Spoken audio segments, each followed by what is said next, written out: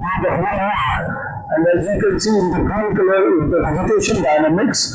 That means you can see that during the winters in the northern part of the globe, there is actually no vegetation because of the snow covered.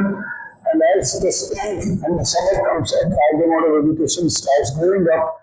And then we have these desert systems of Africa, and then equal amount of production takes place in the oceans also. What you see in the red and the yellow shades is the oceanic phytoplankton production, and this is also contributing to the food chain in the ocean, as well as the phytoplankton also do the carbon dioxide sequestration.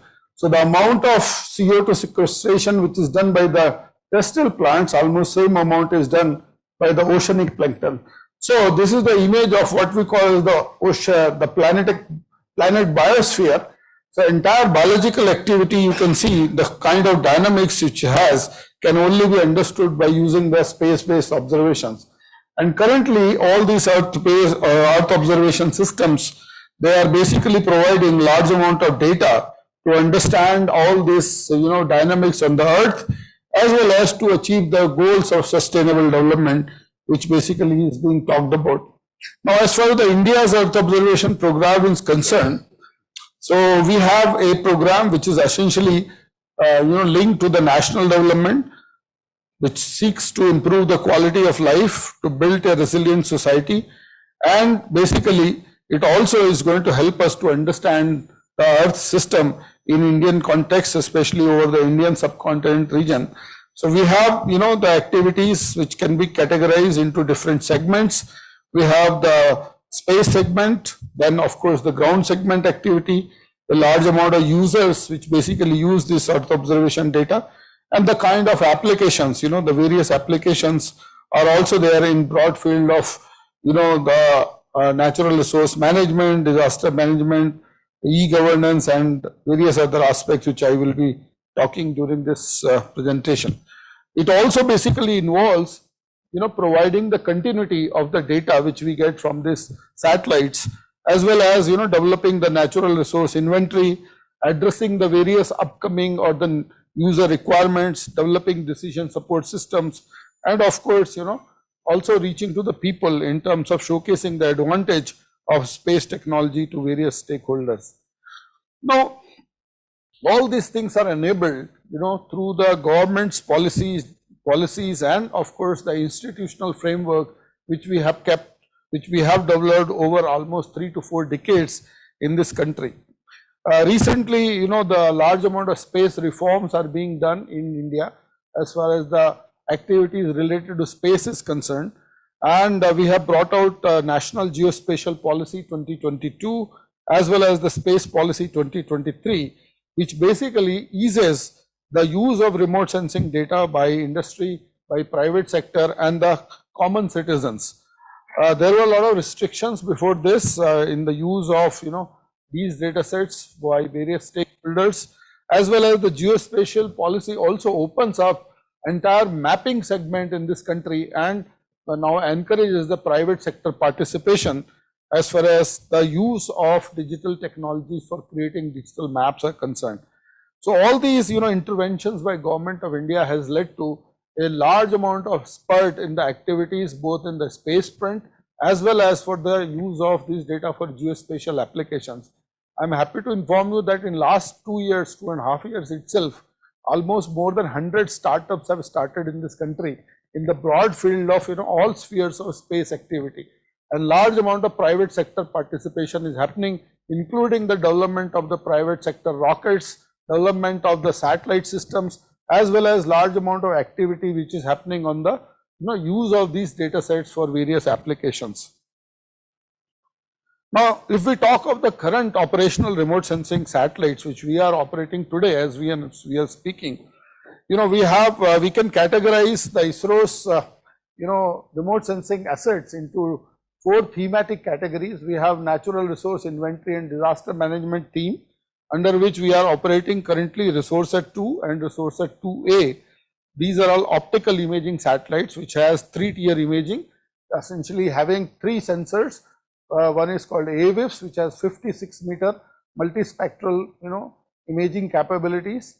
Then list 3 sensor, which has 23-meter imaging capability, and list 4 sensor, which has around 5.8-meter spatial resolution, with almost varying repeat capabilities depending on the sensor which you are looking. Then we also are operating currently a C-band synthetic aperture radar called RISAT-1A, which is a follow-on of our first radar mission, which was basically known as RISAT-1. So this basically is a microwave synthetic aperture radar imaging instrument, which provides you data in multiple modes. The most standard mode is called MRS mode, which basically has 25-meter spatial resolution, but we have varying capability from 2 meters to 50 meter, and I will be talking in detail about it later on. Then we are operating large scale mapping infrastructure and planning cartography series of satellites. Currently we have Cartosat 2E and Cartosat 3. These are all basically sub-meter resolution imaging capability. We have 0.3 meter from Cartosat 3 and 0.5 meter from Cartosat 2E, along with the multispectral data sets. We also had a wonderful mission, which is of course not working now. It's called Cartosat 1. We have almost for entire country and beyond the country's boundary also the 2.5 meter stereo data, which we have used for developing the digital elevation model using this Cartosat 1 data sets. We also operate 2 satellites exclusively for understanding the oceans. So we have this OceanSat 3 satellite, which was launched last year. This is a follow-on of OceanSat 2 and OceanSat 1. OceanSat 1 and OceanSat 2 series of satellites. It has 2 sensors. One is basically an ocean color imager, which basically has a spatial resolution of 360 meter in 13 spectral bands, and a scatterometer, which basically provides the ocean surface wind vector. And then of course an old satellite with the French collaboration called Saral Altica. It's a carbon altimeter, which essentially is used for providing you the sea surface topography, very useful for knowing the sea level rise and applications related to that. Large amount of applications have also been developed for monitoring the water level in the river and reservoir systems also. Then of course the fourth important aspect is the weather and climate series. So we have 2 geostationary satellites. These are all satellites operating from the low Earth orbits, and then 2 geostationary satellites called INSAT 3D and INSAT 3DR. Basically they are the weather or the meteorological satellites. They have 2 sensors, a 6-channel imager and of course a 19-channel sounder. So by combining these 2 satellites, today we have capability to observe weather systems over India every 15 minutes using these 2 wonderful satellites, and we are now going to augment. One more satellite is likely to be launched. It's called INSAT 3DS. That launch will happen sometime next month or so, so that we will have almost now 3 geostationary satellites which will provide you wonderful images of these weather patterns, which essentially is getting assimilated into numerical weather forecast, so that the weather forecast capabilities over India has improved significantly by assimilating all these satellite observations. Now the data from these satellite observations is going in host of applications. I will not talk about them now, but I will be just telling you in detail that what kind of work is happening from this data. Some of the hardware, this is how a satellite, high resolution satellite looks like. This is the main body of the satellite. These are the solar panels, and this is the sensors like Cartosat 1 sensor, and then this is the Cartosat 2, which is a high resolution imaging satellite. This is the telescope of that, and of course the backend electronics. So all these sensors are integrated into these satellite systems, and they are lifted off by our own polar satellite launching vehicle or the GSLV vehicle from Sriharikota, and then they go to the intended orbit. And once they are in their intended orbits, this is the kind of imaging capabilities these satellites have. This is one of the very high resolution, pan sharpened image from our Carto 2S series of satellites, and you can see large amount of details from this image over various parts of the city. This is also another capability of our Cartosat 3 satellite system, which has a panchromatic capability of 30 centimeter, and when it is combined with multispectral data, it basically gives you a wonderful color image. This is across the international border into Tibet region. There is a place called Jhanda County. So this data is very useful also to know what has been happening around your neighborhood also. A large amount of infrastructure development is happening in Tibet, and you know, some of you can see even you know what is written over here in some of this Chinese or in the Mandarin, you know, letters on these hill slopes. Chinese have a, you know, fancy of, you know, showcasing or stamping their supremacy. So they simply put some words over there. So this is the kind of, you know, imaging capability today we have from space, and this satellites are orbiting at around 500 to 800 kilometers of orbit. This is you know, our US-4 IIIT-1A mission, which is, as I told you, synthetic aperture radar mission. It basically have 4 operational modes, starting from 3 meter spatial resolution, going to 25 meter resolution in MRS mode, and 50 meter spatial resolution in CRS mode, in the different polarizations. So we are basically systematically covering the data over the Indian region. Every 17 days you will have the you know, a full coverage around India, and then this is how some of these images looks like. This is one of the polarimetric image over a region in Africa called Eye of Africa. It essentially is a geological feature, and you can see this large amount of concentric geological formations as has been captured into in different polarizations. And this is a composite image. One of the interesting aspects, those who are new to radar remote sensing, is that the radar signal has some penetration into the surface, and some of the subsurface features can also be discerned very nicely. If you look for an optical image of this feature, probably you will find that it's broadly covered by sand, but since it is a microwave image, it also tells you about the structural details of this feature. This is the high resolution FRS data from our IIIT-1A over Maldives region. So this is this is the city of Malé, and this is the airstrip of Malé, and this is the ocean here. This is a beautiful island, and then you can see the ocean waves approaching the island, and then some of the effluents which are getting dumped from the urban areas of Malé city is also captured very nicely using this synthetic aperture radar image. So this is basically kind of the sample products I am showing you.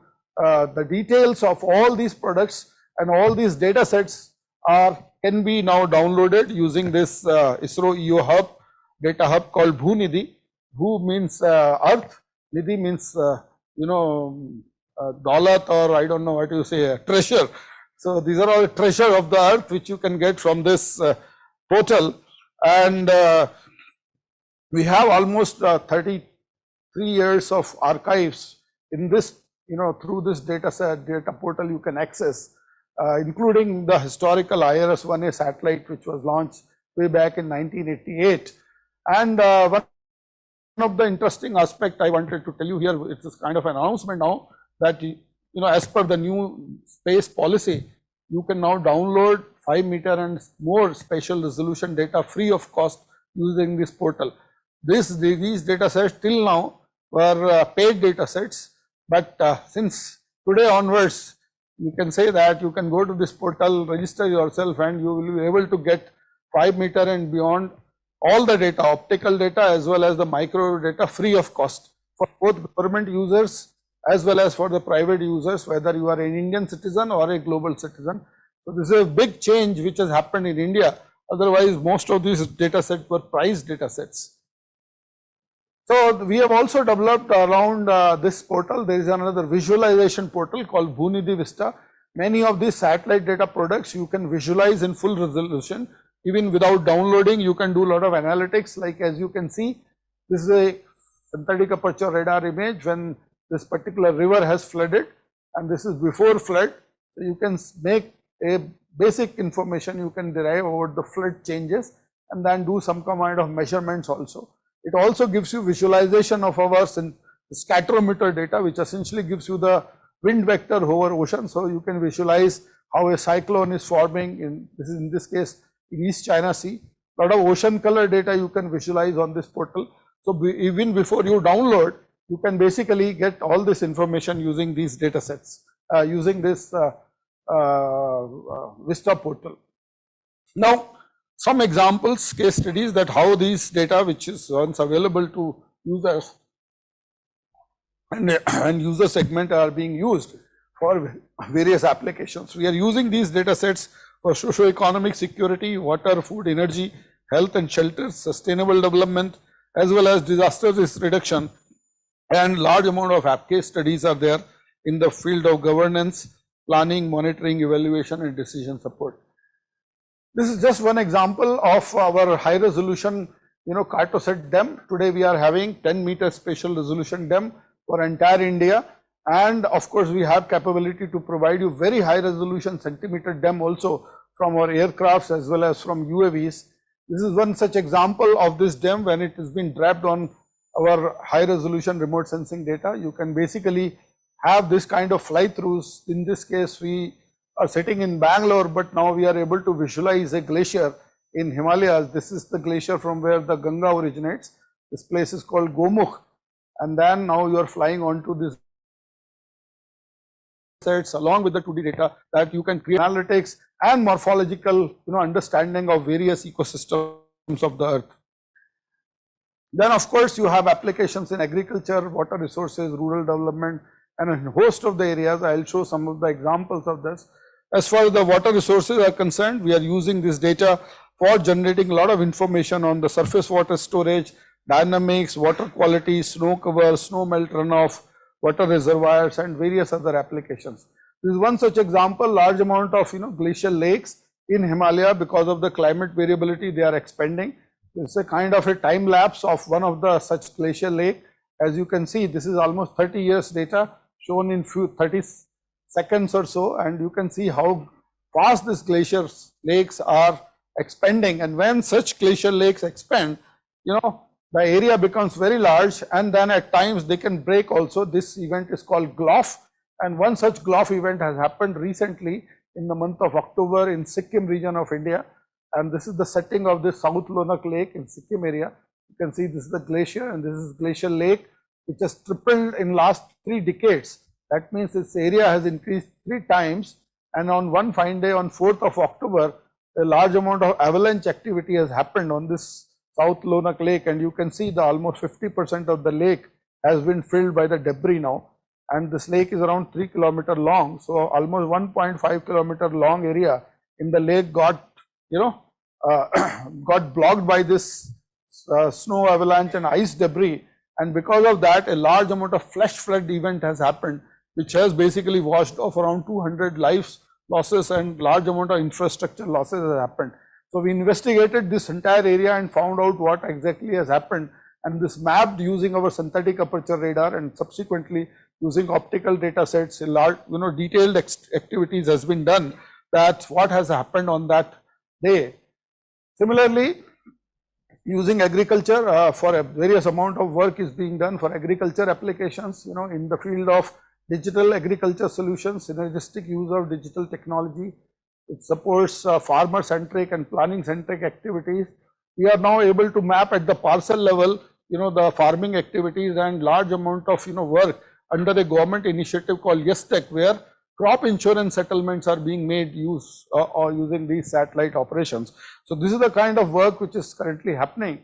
Then of course, in terms of natural resource assessment, India is the only country which is using satellite data every 2 years to know what is the forest resources in India. So almost 23% of land area is under forest cover, and every 2 years we are updating this using satellite remote sensing data. Another very important area is the disaster management. So essentially we provide near real-time support to the disaster managers, especially during the flood seasons, during forest fire events, as well as during the landslide processes, and of course also in terms of mitigating some of these efforts. These are some of the examples of these products, like flood maps. Within 3 hours of data acquisition, these flood maps are going to the various stakeholders. And then of course large amount of work is also happening in the use of renewable, use of satellite data, especially for finding out the solar potential at different locations, as we can map the irradiances and of course the solar roof top potential at different locations is also done. Biodiversity, another very interesting area. Large amount of work is happening in biodiversity assessment, the biomass assessment, as well as in terms of understanding the deforestation pattern in India. Oceans also very important. I will take 1 minute more to finish it off, because this our most recent satellite OceanSat-3 is currently operating, and this is providing the wonderful images over the global ocean productivity along with the sea surface temperature data. These maps are being used for what we call as the potential fish zone mapping, and of course this is the products of our scatterometer, the global products which provides you the global wind, which can be used for the global power wind power density estimation. And then this type of services like potential fish zone services are being done all across India, where fishermen are advised to do the profitable fishing. Many of these data sets are available on various ISRO portals. Some of you can access them, like Bhuvan and then Vedas, and of course National Database for Emergency Management.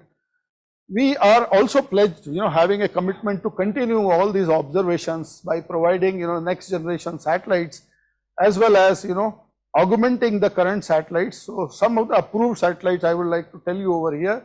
We are now working for a very ambitious mission, which is called the ResourceSat Samplus 3S, 3SA. There will be 2 satellites. This will be providing you the updated topographic data at much higher resolution what we had earlier. Then of course a follow-on of ResourceSat series of satellites called ResourceSat 3 and 3A, where essentially we will have an advanced LIS sensor with 10 meter GSD, as well as very high swath of around 925 kilometer with 20 meter spatial resolution with a revisit of 4 days. So this will be very useful for resource assessment. We also are going to launch the next year another radar satellite called RISAT-1B, which will be similar to RISAT-1A.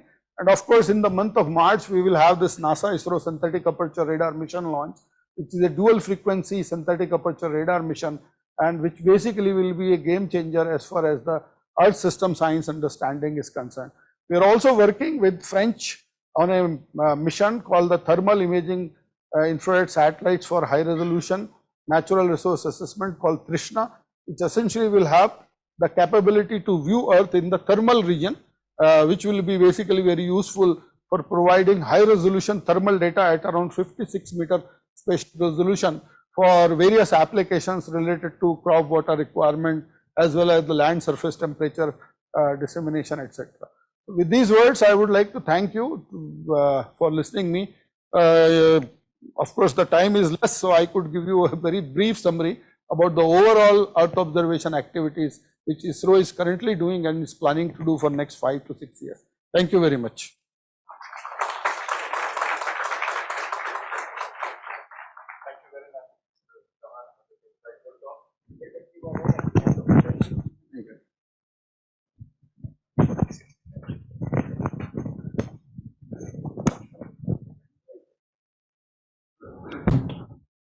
Alberto, can you hear me now? Yes, it's very clear. Thank you. Hi, Avik. Thank you. Good morning, Alberto. So Good morning. we will introduce you and then you can start your presentation. Great. Thank you. So, Professor Alberto Moria is the Director of Microwaves and Radar Institute at German Aerospace Center, DLR, and a professor with Karlsruhe Institute of Technology, Germany, in the field of microwave remote sensing. He has been contributing to the advancement of synthetic aperture radar systems with innovative concepts, technology, and associated signal processing for more than 35 years. His institute contributes to several scientific programs and projects for spaceborne SAR missions such as TerraSAR-X, TandemX, SAR-COMSAT-6, PASS and Sentinel-1, Sentinel-1NG, Envision, and Veritas. Alberto Moria is a leader, scientist, and engineer in the field of microwave systems, techniques, and technologies, with particular emphasis on spaceborne SAR for Earth monitoring. Before I get started here, then I would like to thank you for this kind introduction, also for the invitation to be here together with you. I'm very, very well impressed by this conference program that you have put together, and also by the space program of ISRO. It's incredible what has been done in the last decades.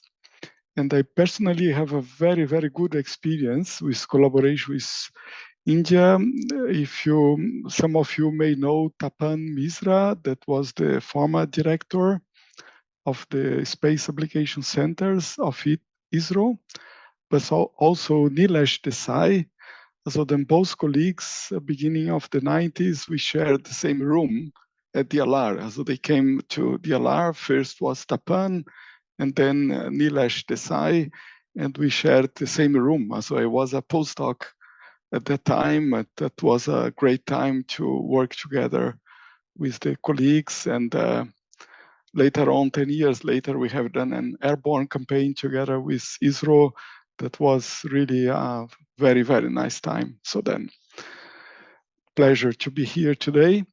So then the topic of this talk is about three-dimensional imaging of the Earth's topography with high resolution, but also about the changes that occurs during the time. So then what we call, or what we understand with 4D is 3 dimensions, spatial, and the 4th dimension is the time. So then seeing the changes in 3 dimensions with high resolution and on a global scale.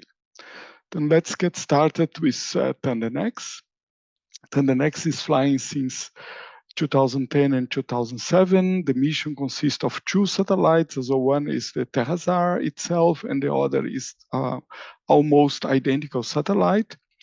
Both are flying information in close formation flight. So the distance here is just 150 meters to 500 meters, with the goal to map the Earth's surface with unprecedented accuracy.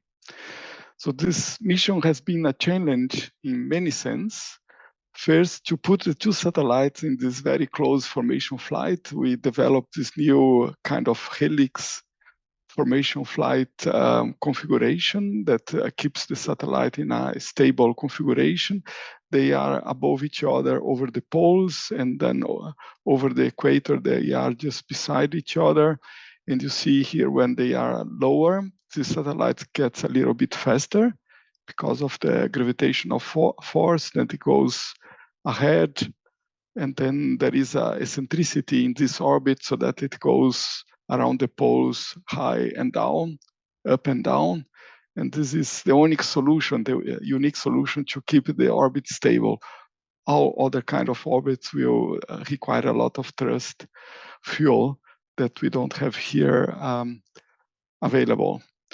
And then the second challenge was to keep these 2 radars synchronized. So we have a link between the satellites with picosecond accuracy.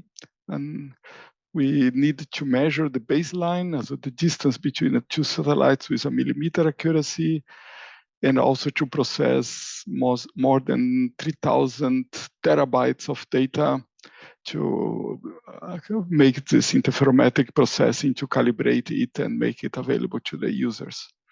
And this is the result after 4 years of mission, almost 5 years of data processing. That is data set with the complete coverage, to 12 meters posting, and absolute height accuracy of 1 meter. This data set has been available in 2016. And now there is a new information product that is called DEM Change Maps. But there is also a new edition of the DEM that will be available next year that has also an update since 2016. So there is a more recent topography. All changes are included in this version here. Now I will give you some examples here of these 2 new data sets. So you see here an open pit mine in Germany. This was 2016, and then we see 2020. You see the changes here, and this part is more or less constant. And in the next slide, you see the changes in meters. So these are the increase in the height of up to 90 meters, and here decrease of 90 meters. Then this is a very accurate measurement, as a meter accuracy in the height. Then you can see here 2016, 2020, and this is the difference. So then you can see the changes. This is what we understand as 4D mapping. More interesting is when we have a more complex scenario, like here in New Zealand. We have changes. Let's see what are these changes here. Then we take a look in a zoom of this area. You see the cultivated forest here. And this, what we see is the changes in the height between 2018 and 16, going from plus 50 meters to minus 35 meters. So this is when there is the cut of the forest. This is the natural growth in this time. And more interesting is to see this natural forest that nothing happens in these years. Those are quite stable forest conditions. So then you don't see the height changes here in this time interval. And you can see then, you can just time series. Then you see the difference between 2019 and 16. There are more forest cuts here, but also more blue parts with more forest growth. So then that's unique information that you can get out of this interferometric data set. Another example in rainforest in Brazil. So there is more just for a decrease of the forest. The blue is the forest cut. The deforestation, the forest itself is stabilized. So there is almost no growth in this time. Now we see a time series of paddy rice monitoring in Turkey. You see the height here up to 1.5 meter. Now here is August, you see September. And the nice thing, this is a huge area. So you can see every month, now the animation is starting again. You can see the height and the right time for the harvest. So then now here in August is, you can see which field has this 1.5 meters. I think this is the last example, is the melting of the ice field in the northern Patagonian ice sheet. And in meters per year, you see there is no increase, but just a decrease of the ice topography up to 10 meters per year. As also unique information with very high resolution. So then 12 meter sampling, you can get this kind of information. So then summarizing, we have here an overview. These are the two data sets. These are the change maps. So the change maps are with acquisitions here after 2016. And you can get all this data here through the DLR website. If you write TandenX Science, this is for free. For commercial applications, Airbus is the distributor of the data, so you can get also this data here available with the same quality. And ESA has also used the edited version of the TandenX DEM, and if you go to the ESA website, then you have this Copernicus DEM available that has also incredible quality because it's edited as all these problems that you have in city areas, in the coast zones. This is removed here from the DEM. So then that's concluded the first part, that is the state of the art. Let's go now to the future. So we start here with the trend for SAR remote sensing. At one side, we see this full performance systems, the full-fledged systems, as we call, with high resolution, wide source. These are the future missions like NISAR or this Copernicus program that we have, the ROSE-L satellite in L-band, Sentinel-1 NG, and I think that Klaus Skippau will address this in the next talk. Then we have the new space satellites that are very small. They have a weight of 100 to 250 kilos. They have high resolution. They are mostly in X-band, and they are mapping just small areas. These are focused areas. and also the bi- and multi-static missions. This allows a new kind of information products like the digital terrain model that we have seen from TandemX that is not possible with single satellites. So then you see here a class of new information products that are made possible if we have multi-static SAR systems. And now I will go quickly here about this part, just that you understand. The new generation of spaceborne SARs has this multi-channel antenna. So you have several channels here in the antenna, and digitally you make the antenna beam. So then you process not in the analog, in the high frequency part of the hardware, but digitally during the processing of the data. And by this, you can get much more swath and resolution because you can sum the data in both in the range direction and also in the azimuth direction. You can do this with a planar array like ROSE-L, but also with a large reflector. This was just the mission NISAR that was mentioned in the previous talk, that has also the S-band radar from ISRO and the L-band radar from NASA. So then it's the same way. This is done also digitally here, the combination of these different beams. And now in this plot, you see the azimuth resolution. So we went high resolution, this direction, and the swath width. This is, we went large swath for global coverage. And you see that traditional SARs, the state of the art with just one channel, they are all here at this right side of this line here.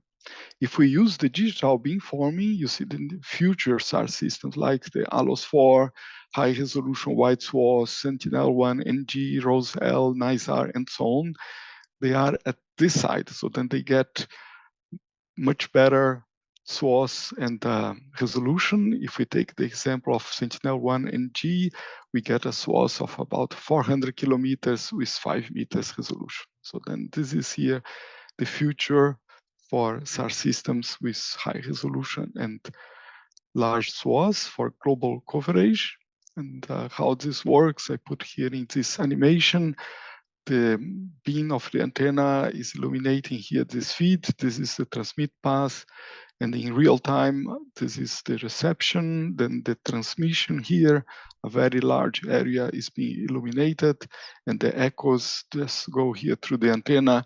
And digitally, these beams here are added coherently by signal processors on board the satellite.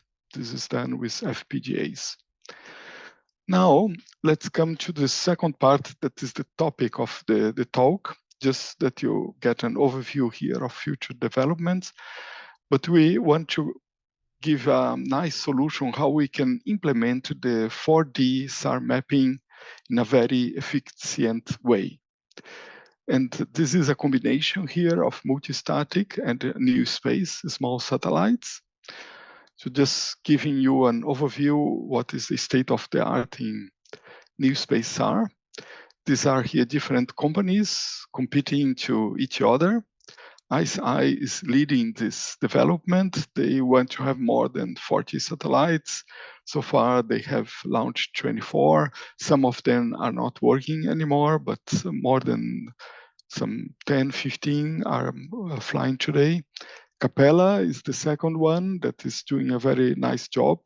They have very good image quality and are also planning to launch next year 3-4 satellites. Synspective have also 3 satellites. They are still in the not operational phase. What you see here is the goal, the number of satellites they want to have, and this is how many they have in orbit already. And the other companies here, also Japan and China and so on.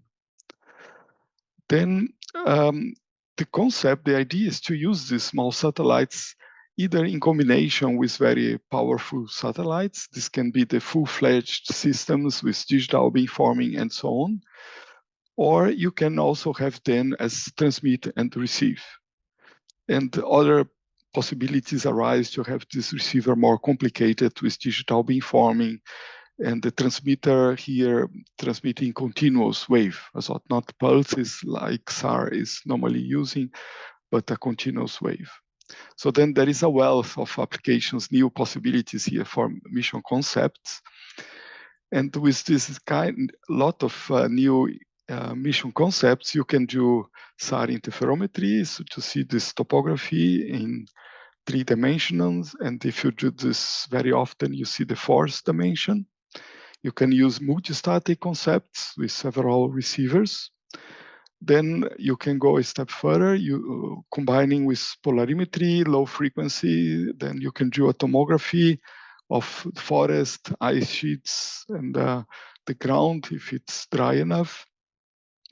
Even a kind of holographic SAR. If we do circular flights with a vertical baseline, then we do a true holographic imaging of volume scatterers.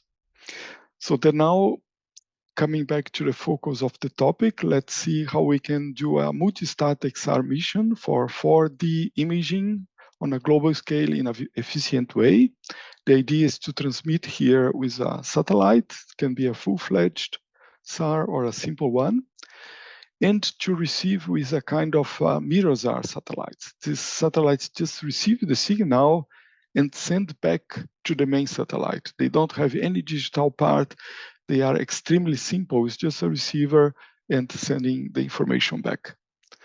So then we use also a large distance to the main satellite. These ones here must be in close formation. This with a small baseline and this with a large baseline. This here is to help the interferometric processing, to have small baselines. We don't have phase unwrapping. You know, in SAR, we get this information of the topography from the phase, and the phase is very difficult to unwrap because it's jumping from 0 to 360 degrees. And then with this multi-baseline concept, you get a very, very good resolution of the topographic imaging. And the most interesting part here to get the satellites flying close together. So then we use also a new orbit concept that is the triple helix.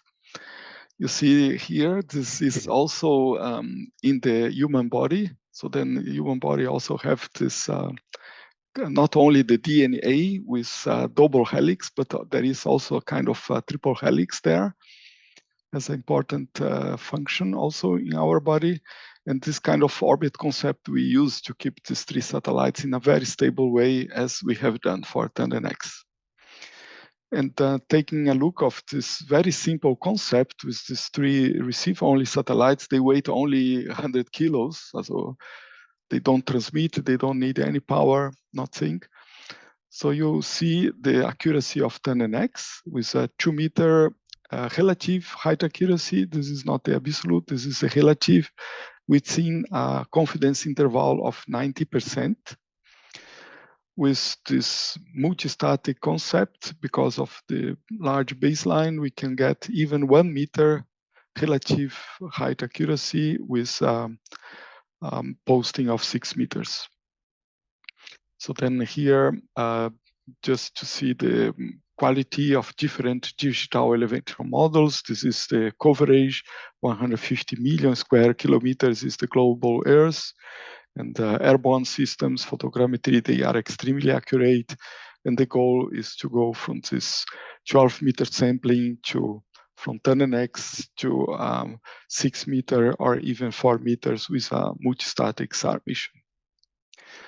So then concluding here, so this is the time schedule for this new SAR mission. We are starting here the phase 0 by beginning of 2024 and go to a phase A in 25 and then to the realization. And we hope that 2031 we have the launch. This is the other satellites of Germany. I will not refer them today.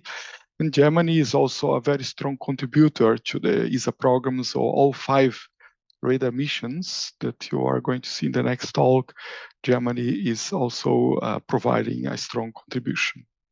So then this is the goal here for the new SAR mission in Germany, to keep this very accurate topographic data set and to make it even more accurate.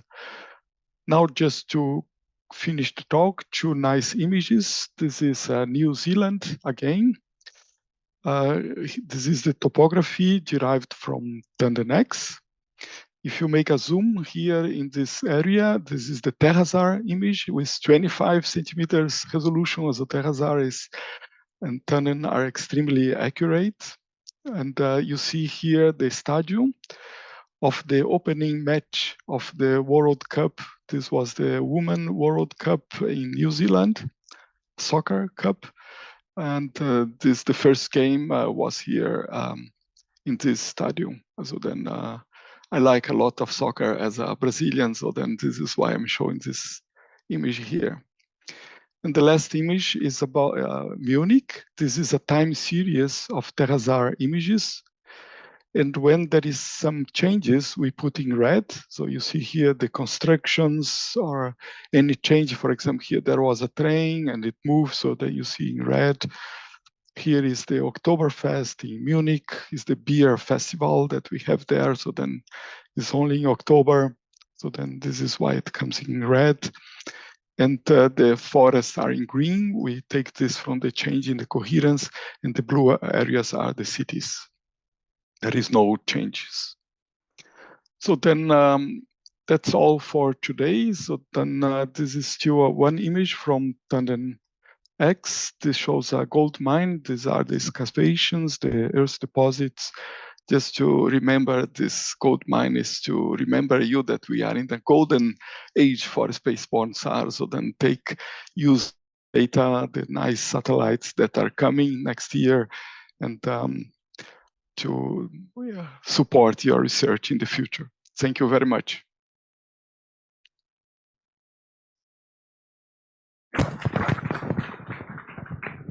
Thank you very much, Professor Moreira. We will take the Q&A at the end of the session. We have one more presentation. Thank you also. Thank you. So we will move on to the next presentation by Dr. Klaus Stipal. Dr. Klaus has been a scientist with the Institute of Photogrammetry and Remote Sensing, Vienna Institute of Technology, and the European Center for Medium Range Weather Forecast in the fields of Earth observation and data assimilation with the focus on land surface processes. In 2009, he joined the Mission Science Division of the European Space Agency as a mission scientist working on the development of future SAR satellite systems. In 2020, he became the mission manager for the SMOS and biomass satellite missions. Good morning, everyone. Good morning, everyone. Do you hear me? Welcome to my presentation, and thank you for giving me the opportunity to present ESA's SAR missions here at InGARSS. I will focus in my talk on ESA SAR missions, and I will talk very much on the. It's not working. And I will very much focus on the technology, on what data we can offer. I think the first speaker very nicely introduced what you can do with all these data sets that are becoming available. And I think on the European side, we are touching similar applications. In my talk, I will talk a bit about what data ESA can offer to address these applications. So at ESA, we have, just to give you an overview of ESA, we have 3 big pillars where we develop missions. We have on the left-hand side the science missions. So here we really try to address new science questions where we were not able to answer these questions because we didn't have the observational capabilities. So we are also looking at new technologies that are put in space for observations. Then we have this very big part here. It's our operational branch, the Copernicus branch we developed together with the European Union, where we mainly focus on operational applications. So we're looking at sensors that have already been in space, where we have already applications developed under the research program, and then we bring that further to operational applications. And then on the right-hand side, the third pillar is the meteorological program that we developed together with EUMETSAT, is the European Meteorological Space Agency. It operates these satellites, and we built them, and their main focus is on meteorological applications. My talk will focus on the SAR missions that we have in space. Just to remind you, Our development started more than 30 years ago with ERS-1 and ERS-2, so the first SAR satellites in space working in C-band, or not the first ones, but the first really long-term missions that were in space. We are now transformed this to the operational branch, so Sentinel-1 and the Sentinel-1 family that we are following on this ERS and MSAT heritage, and that are currently our workhorse missions. And then, of course, there's a number of future missions that also work in the SAR domain and that extend these observation capabilities in the next 10 years or so. Let me first focus on the Copernicus part of the mission, the operational part of the mission, because this is the missions that you might also be familiar with, starting from Sentinel-1. So Sentinel-1 was launched nearly 10 years ago, so we are looking at nearly 10 years of data with the Sentinel-1A mission in 2014. This was followed, so each of the Copernicus missions consists of 2 satellite missions to really maximize the coverage and the revisit on ground. Oops, sorry. So it was followed shortly after the launch, so 2 years after the launch, it was followed by the Sentinel-1B mission that complemented this series. Unfortunately, Sentinel-1B, we had a major anomaly in 2022. So we had an instrument failure that we could not repair. So this mission is not working any longer, and we are currently deorbiting this mission. So at the moment, we have only 1 mission in operation. But this satellite will soon be followed by Sentinel-1C. So it's an identical satellite to Sentinel-1A, and then by Sentinel-1D, and these should be launched in the next year and then in the year after.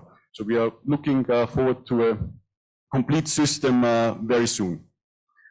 Sentinel-1, just in a nutshell, very important to notice is that it's an operational mission. So what we try here, the philosophy here is to minimize the observational modes on the satellite, that we can really observe consistently over the globe in a continuous way to really foster operational applications that rely on this steady stream of data. It's really a mapping monster. So it's really looking at the frequent mapping, therefore also 2 satellites usually in space when it's fully deployed to provide data every 6 days over Europe, every 12th day over the rest of the world. It's a C-band SAR working in dual polarization, so it's a very conservative system in this way. And it's basically over the land surfaces, we are looking at the interferometric light source mode. It's the main mode of operation with a resolution of 50 to 20 meters, 50 by 20 meters, and a swath of 250 kilometers. And over the ocean, you have a wave mode, which works in a leapfrog mode to sample the waves over the open ocean. And then you have also 2 other modes, strip map mode and extra wide mode, but these are not really used widely. Just to illustrate the failure or the impact of the failure of this Sentinel-B unit, you see on the left-hand side, this was the operational data acquisition mask that we had in place before this failure. So you see over all of the globe, everything which is here in green, we have a 12-day revisit cycle. So every 12th day we take an image over Europe and some tectonic areas or some hotspot areas. You acquire data every 6 days. Now with the failure of 1 mission, of course, we are losing a lot. You see that we are back in parts of Africa and Australia, so all these desert areas. We do not acquire data with Sentinel-1 any longer, and we have to wait until we are back in full operation to cover these areas again.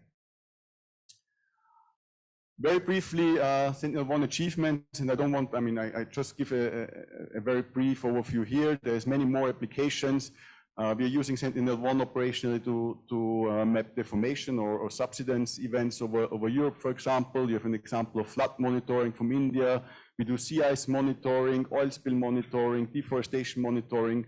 The take-home message here is probably, there are many more examples. The take-home message here is probably that we work closely together with the user communities on the Copernicus system. So Copernicus is not only providing data and providing the hardware infrastructure and the products, there's also downstream services, the Copernicus Marine Service, for example, land service, climate services, that try to integrate this data in operational applications. So we are not only providing data operationally, but also services operationally that address societal needs and also policy requirements, and that make sure that these data are really integrated in these services. And I think this addresses a point that was raised yesterday in the inaugural lecture, that really put this message forward. We are not doing this for the engineering purpose to build satellites. We're really putting this out to help our societies to get information. One example I would like to pick out in particular, because on these examples, I think I can discuss some of the points that have been becoming quite important recently. It's an example over India, or close to the in the Indian Ocean. We use Sentinel-1, for example, for hurricane tracking. And this is one of the examples, an acquisition that was the Biparjoy tropical cyclone that was, I think, hit the mainland earlier this year. And there's two aspects I would like to raise here that are very important. One is the collaboration with our user communities, with our service providers. We're working here closely together with the ECMWF, the European Center for Medium Range Weather Forecast. They provide us cyclone track forecasting information.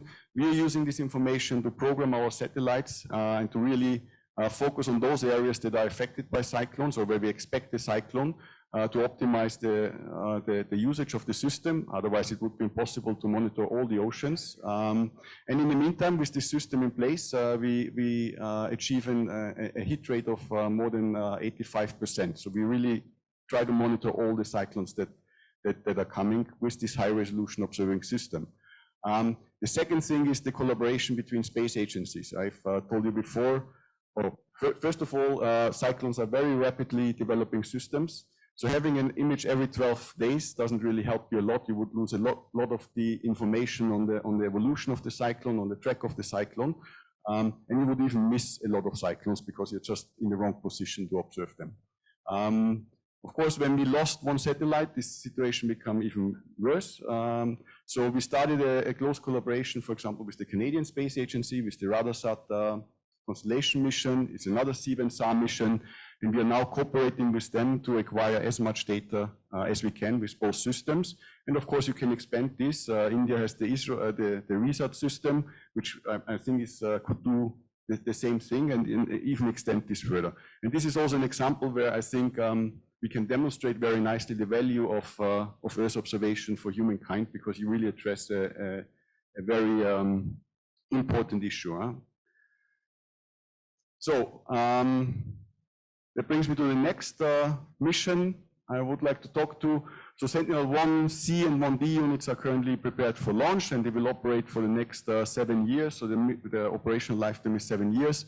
We have, of course, already started to work on the next generation of Sentinel. And this is currently in or at the end of phase B2, so we just, or phase B1, sorry, we've just finished all the assessment studies, and we are now starting to implement the system.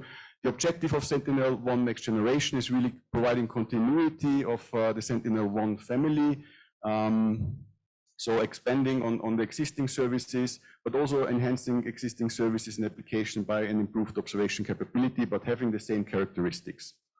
And here I just would like to show some performance highlights of the Sentinel-1 next generation compared to the Sentinel-1 mission that we have now in space. I think most important, both missions will fly in exactly the same orbit. So we have a 6 or a 12-day repeat cycle, and with 2 satellites, a 6-day repeat cycle. The revisit, of course, with Sentinel-1 is much better. With Sentinel-1 next generation is much better. We look at the revisit time of 3 days, and this is achieved by having a really wide swath. So we have a swath width of 400 kilometers compared to 250 kilometers that we have at the moment with Sentinel-1. Resolution will improve from 100 square meter to 25 square meters, so 5 by 5 meter resolution. Also, the noise equivalent sigma naught will be improved, and this will especially help for ocean application, but also over land when we look at bare surfaces, soil moisture applications will benefit of this lower noise. On the polarization, standard mode will be again dual pole mode, so we will really want to maximize our swaths and the usage of the swaths. But there will also be, and this is also an improvement to the Sentinel-1, there will also be a quad-pole mode, and we will investigate the usage of this or application of this. And also the duty cycle, I think important to note, will nearly double. So we have 43% duty cycle. This will nearly double the amount that we have now and increase our ability to cover the Earth's surface. So this is the Sentinel-1 mission family that probably you have already been working with this sort of data, but we're also expanding to new frequency domains. So we have just finished phase C studies of Roselle. Roselle was also presented very briefly by my previous speaker, who introduced this L-band system. So it's an extension of our current observation capability to fill some gaps that we identified on the application side and to enhance also the continuity of the Sentinel-1 C-band services. In a nutshell, the launch is expected in 2028, so in 5 years' time. It's an L-band system. Again, the main operation will be dual pole, but there will be a quad pole option there as well. Over ocean, we have the wave mode. The resolution will be about 50 meters square, swath with more than 250 kilometers. An important philosophy here in this is, again, as we have for the Sentinel-1, we would like to maximize the coverage. So one mode basically, or minimizing the number of modes that we apply to really support operational applications. And the second one is that we fly this mission in synergy with Sentinel-1. So we're moving away a bit from this concept of looking at missions in a silo context, but really to look at them in a system of system context. And we'll put this Roselle satellite in the same orbit plane as the Sentinel-1. So Roselle will fly in the same orbit plane as Sentinel-1. And there's different ideas, either to look at quasi-synchronous observations, having L-band and C-band at the same time. But I think the preferred option is now to really synchronize the two satellites, so you maximize your revisit to have a revisit guaranteed every 3 days. So to interleave the Sentinel-1 revisit with the L-band visit. Some information about the modes. So I said the main mode will be the interferometric wide swath mode, dual pole mode with a 260 kilometer swath and a resolution of 50 square meter. There will be the quad pole mode, an experimental mode with the same swath width, but of course when you look at quad pole, you have to pay a price. So this is the price we pay on the resolution, which is reduced to 100 square meter, and then we have over the ocean the wave mode. So this brings me now to the science part, so the more innovative part of our mission concept, or not innovative in a way that we look at something new that has not been done before, to answer new science questions, to use new technologies. And there are two missions that are working in the SAR domain. One is the biomass mission that should be launched next year, and the other one is the Harmony mission that was recently selected.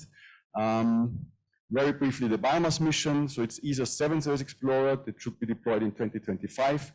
It's a P-band, fully parametric SAR mission, and the main application domain of this mission is to observe forest biomass, and forest height measurements. With this mission, we would like to explore all the different observation capability that are possible at the moment, or that you can think of if you think of a SAR system. So we have the pulsar, the fully polarimetric SAR observation. So this is the classical approach that we're using today with all our missions. We also would like to fly this mission, or this mission will also fly an interferometric configuration. It will fly an interferometric orbit to acquire data that allow PolInSAR applications. So you can retrieve forest height with these data sets. You can also create DMs, for example, with these data sets as an additional application. And in an experimental mode, we will also take one global acquisition in a tomosar mode. So we will fly over a target several times, and that will allow us to combine these measurements and then really to slice through targets that we can penetrate. And with P-band, you can typically penetrate very deep into your forest, but not only into the forest, also, for example, into the ice or into desert areas. Biomass in a nutshell, it's a fully parametric P-band synthetic aperture radar. It's a single satellite operating in a polar sun-synchronous orbit. We have 2 mission phases, so we start with a tomographic phase in the first 18 months and then an interferometric phase for the rest of the mission lifetime of 5 years. We use a repeat bus interferometric system, so we have a multi-repeat bus interferometric orbit with typically 3 passes in the nominal operations and 7 passes in the tomographic acquisitions. And the satellite will be ready for launch in November 2024, with a foreseen launch date in December 24 or in December 25, and this is currently under negotiation depending on the launch availability in Europe. Biomass in numbers, I don't want to go too much into the numbers, just 2 highlights. The resolution, we are limited very much by the 6 megahertz bandwidth of the system, so this gives us a resolution of about 50 or 60 times 8 meters. So our core products will be delivered at 50 meter, the level 1 products at 50 meter resolution. It's the best we can achieve with 6 looks. It's not a lot for SAR, but it's something we can start working with. The level 2 products will be delivered at 200 meter resolution. And then the swath width, also important to note, this is quite a monster of a satellite, and you see some first technical images. So this is the platform, it's about 4 meters tall. This is the reflector with a diameter of about 12 meters. So this gives you an area of about 100 square meters. So this is quite a monster that we put in space. Despite the size of the satellite, the swath width we can achieve is only 50 kilometers, and that puts some challenges on how we acquire global data. So it will take about 9 months to really acquire the whole globe. And this puts also some challenges, of course, when you work with this data, because you will have seasonal effects in these data sets. You will see all sort of environmental change if you work with this data, which you cannot really, as you have only a snapshot every 9 months, which you cannot really put into context. So you have to really find some clever ways to analyze these data sets. To the coverage, we acquire systematically over all the red areas. So this is forest areas. We acquire on a best effort basis over the yellow areas. So this is secondary application areas like ice, deserts. We also acquire some data over oceans. So this is something where our system is not really made for. Our noise level is probably not low enough for this, but we said for having the first time a P-band in space, I think it's worth to take these sites on board and to see what we can do for ocean application, for sea ice applications. You also see that over North America and Europe, we are not observing, and here we are restricted by the US Department of Defense missile tracking radar system that is operating also in P-band, and we are not allowed, because we have only a secondary location, this frequency band, we are not allowed to operate there. For India, maybe important to note, there we have also some restrictions. The Indian launch service is using P-band as an abortion system for their launches. So if something happens on the launch, if the rocket needs to be destroyed, there's a signal sent to the rocket, and this is sent in P-band. Of course, we don't want to interfere with these launch signals. So whenever there is a launch over India, or one of the 2 Indian launch sites, we are not allowed to observe in the line of visibility between the rocket and the ground station. And that will affect us probably 3 days per month. So there's 1 launch currently per month that we cannot observe in these areas.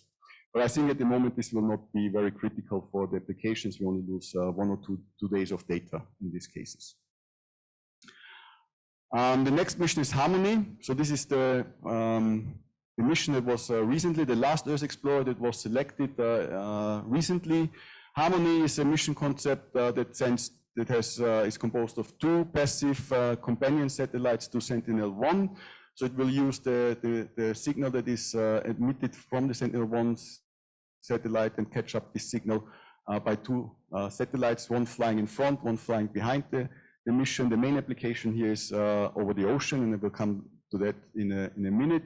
In addition, both satellites have a thermal infrared camera on board, so we also observe the temperature, sea surface temperature with these missions. The main application, so there's 2 mission phases. The main application is ocean atmosphere interchange processes, monitoring of these processes. In this configuration, there will be one satellite flying in front of Sentinel-1B, one in the back, and this will allow us, this will allow you to work similar like a spectrometer. So you have azimuth diversity in your observations. You can measure wind and also wind direction. But in addition to that, you also get the information about the Doppler from the SAR that allows you to measure not only wind, but also currents. And through the thermal cameras, you get also sea surface temperature. And this is important to understand ocean processes, dynamic ocean processes that we observe with this mode. The second one is to observe global strain maps, so the tectonics over land. And here again, in a repeat bus mode, in the repeat bus interferometric mode, by having these additional sensors flying in front and in the back, you get geometric diversity. So instead of having only the line of sight displacement, you measure displacements in 3D with this system. In addition, there's a cryospheric phase where we put both satellites in the front of the satellite, and this allows you to do instantaneous interferometry between these two Harmony satellites.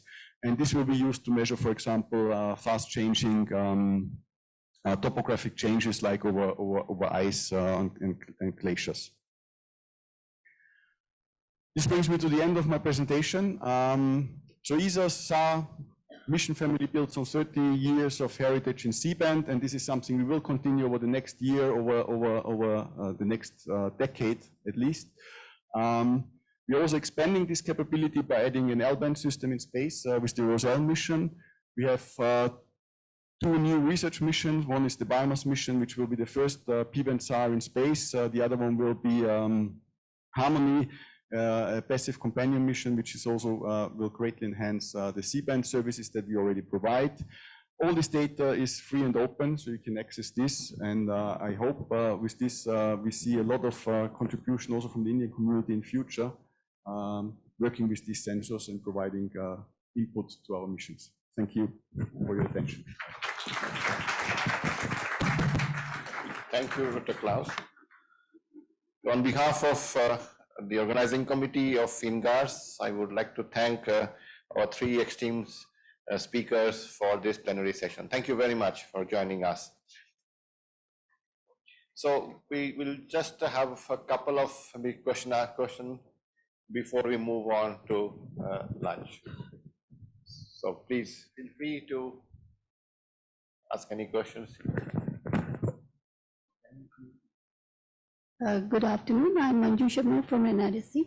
I would like to ask him that other than the European users, who are the next maximum users, which are the other countries who take Sentinel data?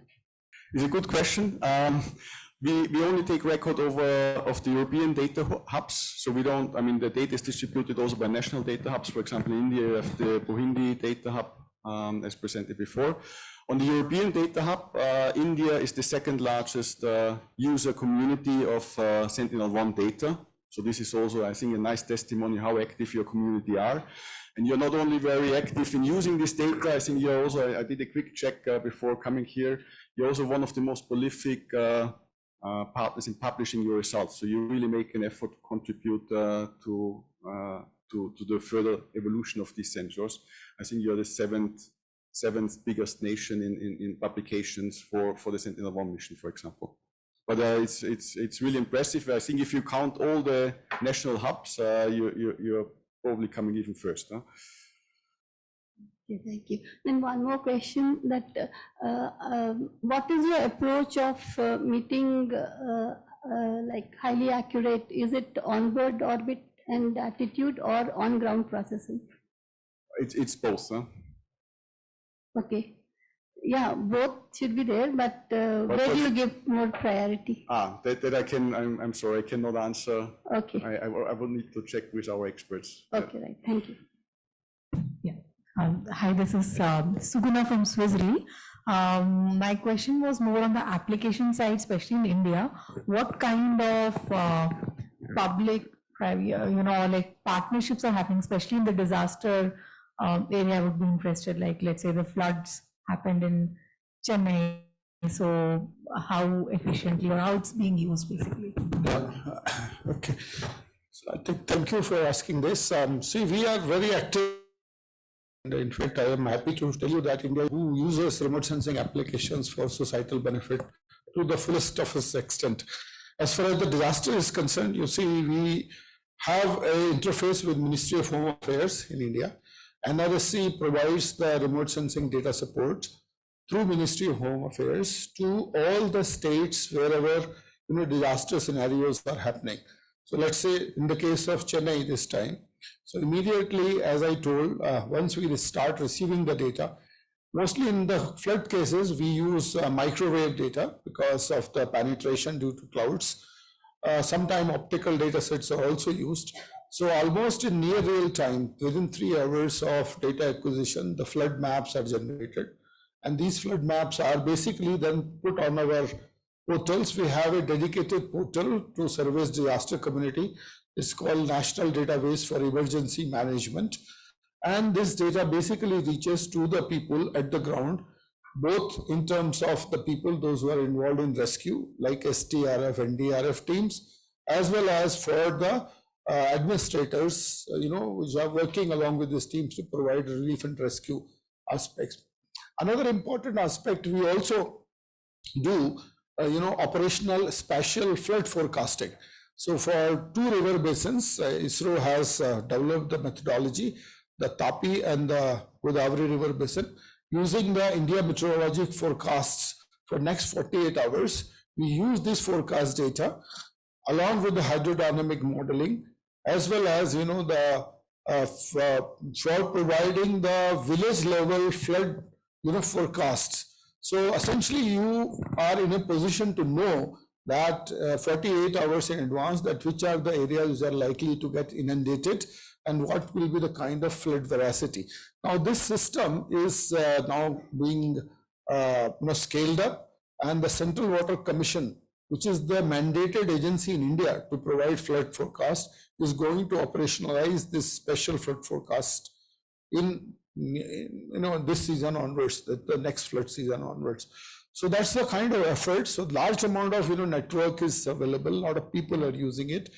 As well as I would also like to tell you that not only in the case of floods, we are also providing almost near real-time support in case of the forest fire events. So India is a large country, and throughout various zones in forest, we have this forest fire during the summer season. So NRSC uses this NASA satellites which provides the fire counts, and then we try to eliminate the spurious fire counts and then give this information in near real-time basis to the foresters in respective state departments, so that they can go and mobilize teams to douse this or do the management of these fires. Apart from forest fire, you also must have seen during the October, November, a lot of biomass burning events happens in India post harvest, especially in the states of Punjab and Haryana after the kharif crops. So we also provide to the agencies in India which keeps an eye on pollution about the fire count statistics and the amount of fire or biomass burning happening in India using this data set. So in various facets of disaster today in India, these data sets are being very effectively used. We can discuss it furthermore afterwards. Thank you. Thank you. Hello. This is Y.S. Rao, IIT Bombay. My question to Moreiro, Alberto Moreiro, Y.S. Rao. Yes. You see, you mentioned we are mostly confined 2D, rarely 3D. You are more advanced to 4D. Now you mentioned rice crop height, and you say absolute dam error is 1 meter or 1.5 something. See how I can trust rice crop height. I could hear you were speaking about the crop heights. Yeah. Yes, rice crop height in region. So if I understood correctly, the question was how quick can we measure the height of the crop fields? No, how I can trust height of the rice crop when absolute height accuracy is 1 meter or 1.5? Yeah. So then for the application of the crop fields, we had a dedicated science phase of the mission where we had the baselines much larger than we have used for the topography measurements. So then we had baselines up to 3 kilometers distance. And with that, we got an accuracy of less than a decimeter in the height. This is indeed a challenge because you need to unwrap the phase. But if you have a time series like we have done, so we were observing this area every time that the next was flying there, then we can see the changes from one flight and the other.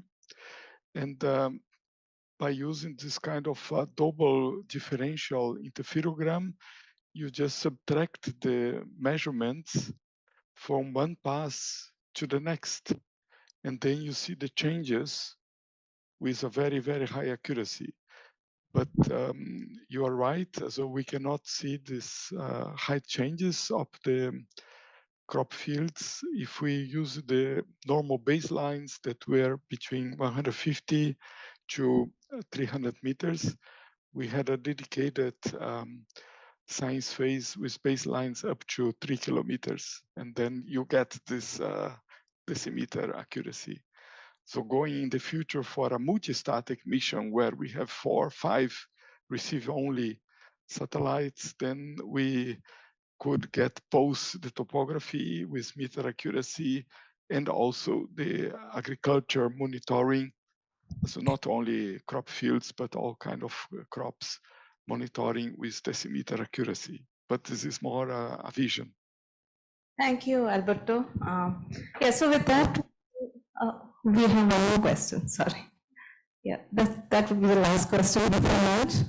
Question is to regarding the previous question. You mentioned that you were having 3 kilometer baseline, but the higher baseline is also having some effects like decorrelation type effect and like multiple effects. You can't go for very high baseline. So like how do you manage that?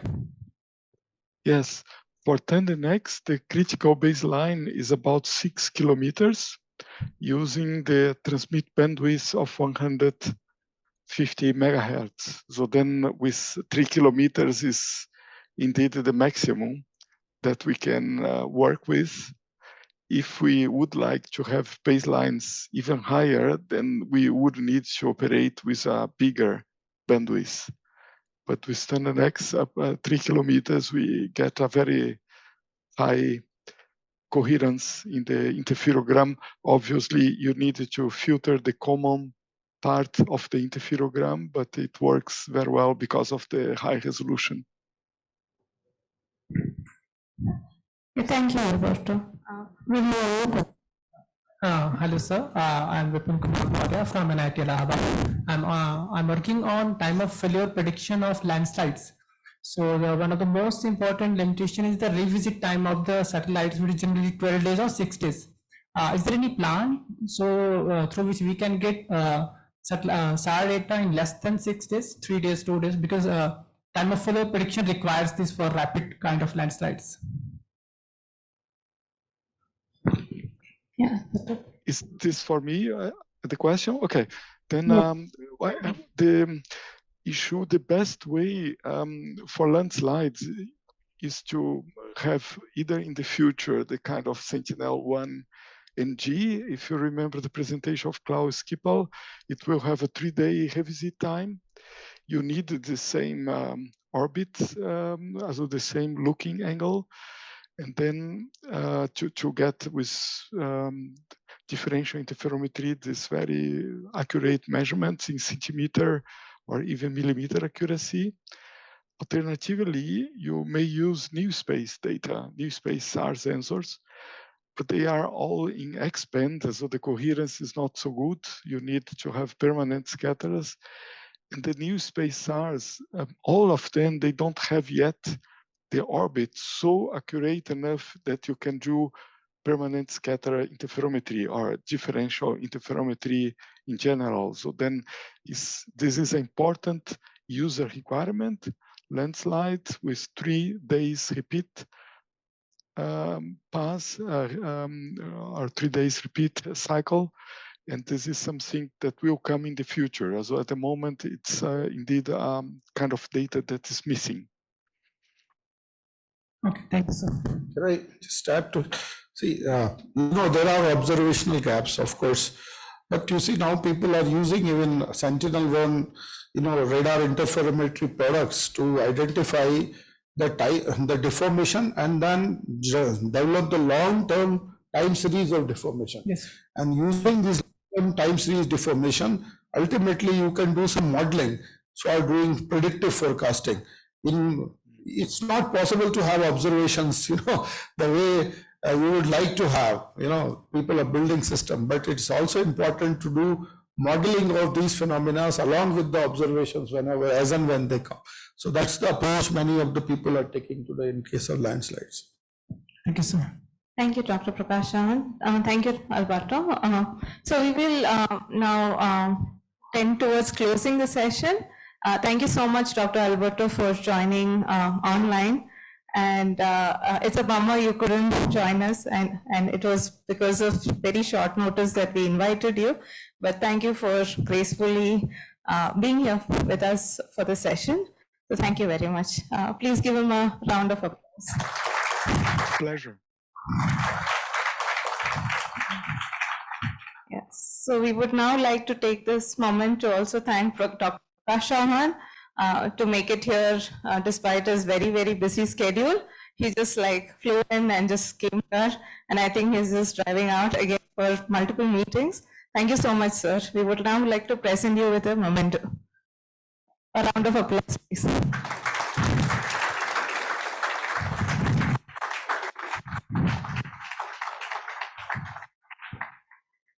We would also like to thank Dr. Klaus. He's been here since yesterday and he's been giving talks one after another. Thank you so much for participating in this session.